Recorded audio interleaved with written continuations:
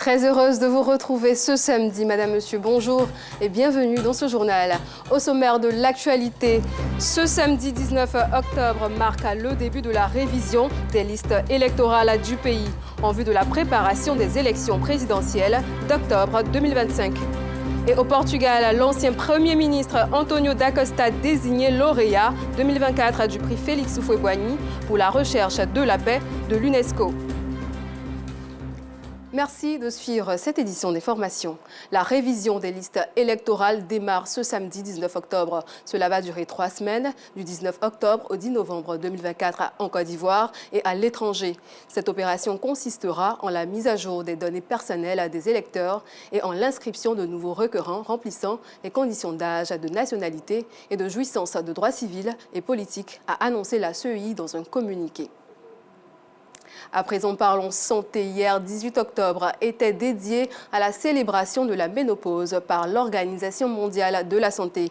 Une manière de sensibiliser les femmes aux attitudes à observer afin de vivre sainement ce moment de leur vie. Nos reporters Théodose Zou, Inza Traoré et Ouattara Sidiki se sont rendus à Ouassakara et à la Rivera pour savoir comment vivent les femmes de ces quartiers cette étape de leur vie. Reportage.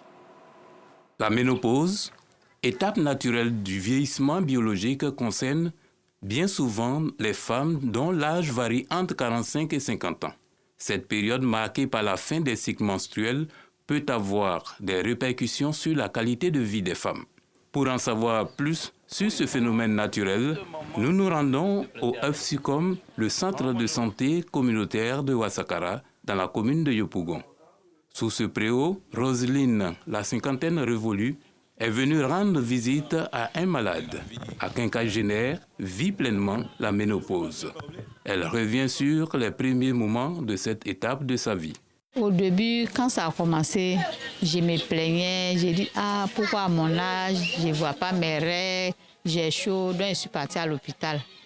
Quand je suis arrivée là-bas, le médecin m'a dit non, ça ne fait rien, ça va passer.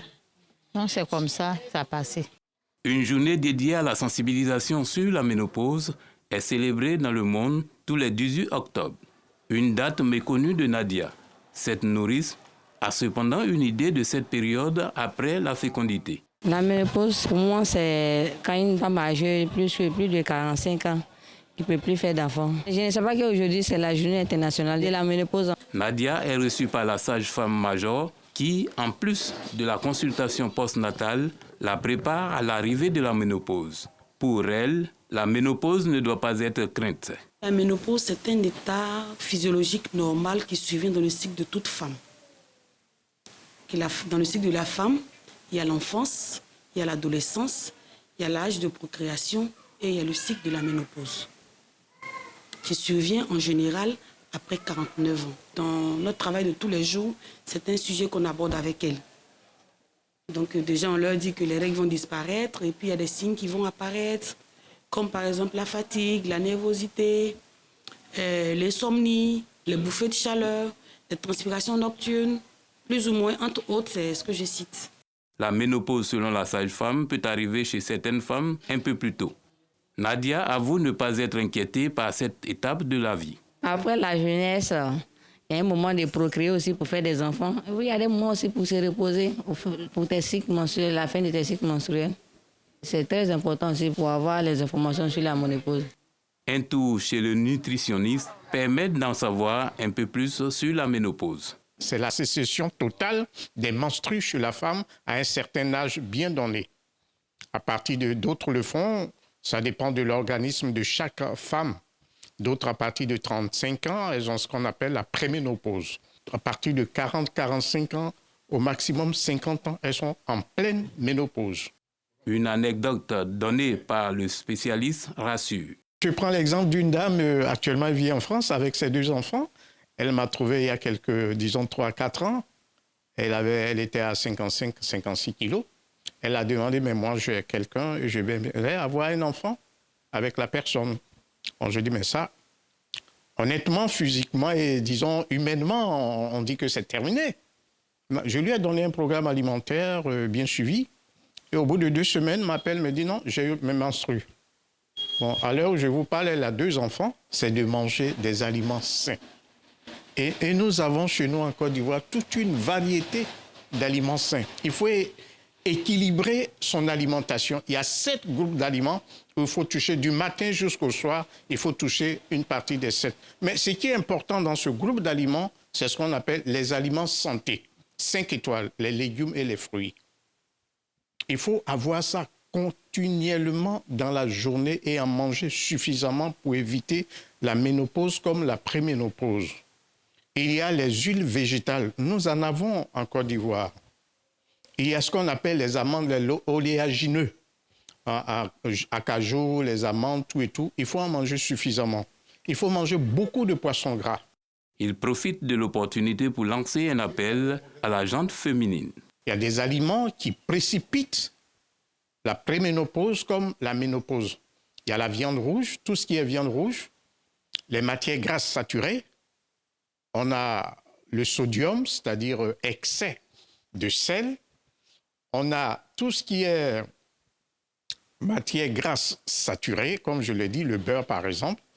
Et puis, on a les aliments trop épicés. On a tout ce qui est caféine, théine, tout et tout. Il faut faire très attention à tout ça là. J'insiste effectivement sur ça, l'alcool. Sous toutes ses formes, il faut que nos jeunes enfants, nos jeunes filles, même les femmes évitent de boire l'alcool. C'est un élément qui précipite la ménopause. Pour vivre une bonne vie en tant que femme, vivre longtemps et éviter la préménopause et surtout la ménopause. Selon l'Organisation mondiale de la santé, 1,2 milliard de femmes seront âgées de 50 ans ou plus en 2030. Cette journée du 18 octobre vient honorer toutes les femmes et les sensibiliser à se préparer au passage à cette étape qui affecte souvent leur vie. Le marché 19, situé dans le quartier Vridi-Canal, dans la commune de Port-Bouët, est un marché spécialisé dans la vente des poissons fumés de différentes espèces. Les vendeuses s'approvisionnent directement avec les pêcheurs qui reviennent de la mer. Reportage Laurence Cacra. Nous sommes à Vridi-Canal dans la commune de Port-Bouët. En ce lieu, situé au bord de l'océan Atlantique, existe un petit marché spécialisé dans la vente de poissons fumés. Les poissons sont fournis par des pêcheurs qui reviennent de la mer. Koné Draman en fait partie depuis 2016. Notre activité au bord ici à Vridi, c'est la pêche. On se réveille le matin, on lance les filets dans la journée et puis à 5 h du matin comme ça on se réveille, on s'en va chercher. Et puis on vient avec poisson, il y a des mamans, des tantes qui viennent payer avec nous. Et puis à côté aussi, il y a des mamans qui filment. Koné livre également des fruits de mer à une autre clientèle. Il y a plusieurs de fruits de mer. Donc tout ce que je connais, c'est ce que je peux vous dire. Il y a des langoustes que je connais, cigales, pieuvres, comme on dit poulpe aussi. Et puis cherche, il y a une autre appellation qu'on appelle calamar. Bon, notre clientèle, très généralement, c'est pour les fruits de mer, c'est les Européens et puis les Asiatiques. C'est eux qui consomment ça dans les grandes surfaces. Voilà. Et puis dans les supermarchés aussi, on peut retrouver ça là-bas. On fait des livraisons. Ceux qui ont besoin, ils passent là-bas directement pour payer. Les calamars, c'est 3500 avec nous, les kilos. Là-bas, on ne peut pas gagner 3500, c'est plus. Alors, les poulpes aussi, c'est 3000. Puis aussi, les langoustes, ça, c'est à 12 000 les kilos. Différents types de poissons, tels les capes blanches, les capes rouges, les mangues, les brochets, sont triés, rangés par espèces, nettoyés et posés sur des grilles pour être fumés. La plupart de ces femmes qui font ce commerce depuis une vingtaine d'années ne se plaignent pas. On a commencé, ça fait les 20 ans, 25 ans. On va fumer et puis on va s'englacer. Et puis on va s'englacer. Les clients quittent ailleurs pour venir acheter. Spécial, il y a les gens qui Makori, Cocody, Yopougon, il y a les gens qui sont en France, venir commander et puis on filme. Et tout de suite là, ce qui est arrivé, la personne est en France avec, ça on est arrivé pour. Les poissons fumés sont appréciés de cette cliente qui ne manque aucune occasion de s'approvisionner dans ce petit marché. Et on vient chercher les poissons fumés souvent pour les restaurants, pour la maison. Donc moi je suis une cliente habituelle d'ici. C'est ici que je prends mes poissons. En tout cas les poissons sont bons et de bonne qualité. C'est eau douce, pas congelée. C'est ce que moi j'aime. Donc je me rends toujours ici pour en prendre aussi. En plus des clients qui viennent dans ce marché, ces femmes ont mis en place un système de commercialisation basé sur la livraison dans les restaurants et à domicile. Ricardo travaille en collaboration avec ses vendeuses de poissons. Il est chargé de la livraison. Quand les clients commandent, ils appellent les dames qui filment le poisson ici, puis ils viennent prendre pour aller livrer. Chaque coin a son prix. Bon, il y a des prix au moins palmiraient comme ça, il y a 2000, 2500. Voilà. Il y a Yopougon aussi qui est 2500. Puis dans les Makori, il fait les 1500. Le jour où il gagne un peu de colis, il peut rentrer à la maison au moins 20 000 à 22 000, 23 000. Bien qu'étant petit, le marché 19 de Vridi Canal offre une variété de poissons fumés très appréciés pour leur caractère naturel, leur prix abordable et surtout pour leur goût exceptionnel. La Convention africaine du développement intégral de l'humain a tenu sa 2e édition. La CADI est une tribune de rencontre des professionnels, des leaders et des experts dont les compétences s'articulent autour de la thématique « Permettre aux entreprises de mieux gérer les ressources humaines ». Cette cérémonie s'est déroulée du 17 au 18 octobre 2024. Laurence Kakra. Il est temps de construire une Afrique forte avec un personnel dynamique. La Convention africaine du développement intégral de l'humain, CADIC, a tenu sa 2e convention. Dans leur plaidoyer, 4 directeurs des ressources humaines des différents secteurs d'activité ont mis un accent particulier sur le rôle du personnel. La nécessité de prendre en compte le bien-être des collaborateurs, la nécessité de mettre en place des dispositifs d'écoute qui intègrent à la fois la gestion des talents, mais également un parcours professionnel qui soit suffisamment attractif et attrayant, qui sont des éléments qui vont permettre à l'individu de donner le maximum de sa contribution pour la performance de l'organisation. Pour avoir les meilleures machines, pour avoir les meilleurs capitaux, si vous n'avez pas des travailleurs qui sont engagés, qui se sentent partie prenante de l'organisation, je vous avoue que votre business ne ira pas de l'avant. Ou il y aura des difficultés, vous allez plus perdre que de gagner. Donc investir sur l'humain, c'est la clé. J'ai traversé certaines choses en étant salarié il y a quelques années. Et je me suis dit aujourd'hui, mon devoir, ma mission est d'accompagner les autres justement à se retrouver parce que justement, l'humain est trop dévalorisé en entreprise.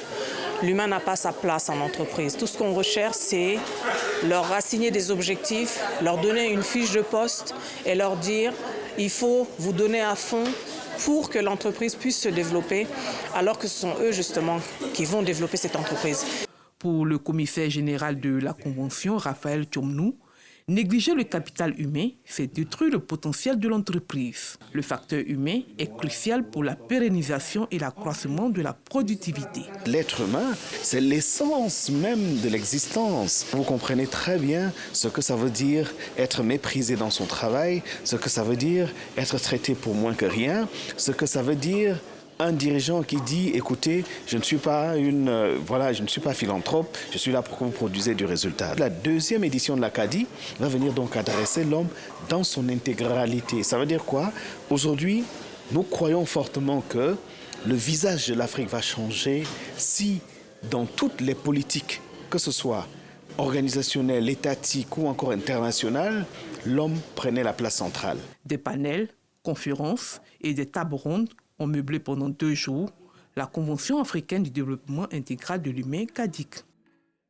Parlons sport. À présent, l'Agora de Yopougon a récemment abrité la grande finale de la 3e édition du tournoi de l'amitié sino-ivoirienne. Cette finale remportée par l'association sportive de Yopougon est une initiative de Sino-Africa Media qui a pour but de renforcer les liens d'amitié entre la Côte d'Ivoire et la Chine. Les détails dans ce commentaire d'Assitan Diarra. En maillot vert, le FC Maria Club de Songon, opposé à l'association sportive de Yopougon en rouge et blanc. Nous sommes à l'apothéose du tournoi Sino-Afrique Youth Football Talent, une initiative de Sino-Afrique Media, lauréat du prix Média, la Chine à mes yeux, pour renforcer la fraternité, la cohésion et la coopération sino-ivoirienne. Ça a été vraiment un beau tournoi qui a tenu en haleine nos enfants, qui ont permis à nos enfants de passer de bonnes vacances. Et ce tournoi-là était un tournoi qui magnifiait l'amitié sino-ivoirienne. Tout le monde est content, les récompenses ont été données à tous les participants, à toutes les équipes. Le tournoi s'est déroulé dans un esprit de fair play. Je pense que la 3e édition, on verra encore de grandes choses. L'association sportive de Yopougon en rouge et blanc s'est imposée par un score de 2-1, de quoi réjouit les vainqueurs.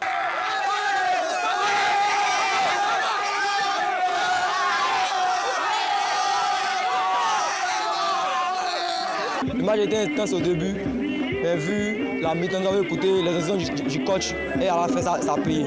Pour moi, je suis très content actuellement. Les initiateurs de ce tournoi s'engagent à participer au développement du football local, mais aussi à promouvoir la cohésion sociale, une vision qui acquiert l'adhésion de tous. Nous sommes très heureux de participer à ce tournoi. La commune de Rubino, représentée par son dynamique mère, Madame Marie-Kwasi Virginie, nous a permis de voir deux équipes qui se sont affrontées dans l'amitié et de la fraternité. Et le meilleur l'a emporté. Je suis très heureux de regarder le match de football des jeunes à Abidjan. J'aime beaucoup les Ivoiriens. J'espère construire une bonne amitié entre ces Ivoiriens. Nous vous souhaitons à tous un bel avenir. C'est un sentiment de joie, étant donné que la Chine, c'est un partenaire privilégié de la Côte d'Ivoire. Ils sont présents dans plusieurs domaines. Ils m'ont invité à prendre part à ce tournoi. C'est un plaisir pour moi d'être là. Débuté le 17 août dernier, le tournoi Sino-Afrique Youth Football Talent est désormais un rendez-vous annuel pour occuper sainement les jeunes. Rendez-vous est donc pris pour une nouvelle édition l'année prochaine. Comme annoncé dans les titres, l'ex-premier ministre portugais António da Costa a été désigné lauréat 2024 du prestigieux prix Félix Houphouët-Boigny de l'UNESCO pour la constance de son engagement en faveur de la paix et des pays en développement.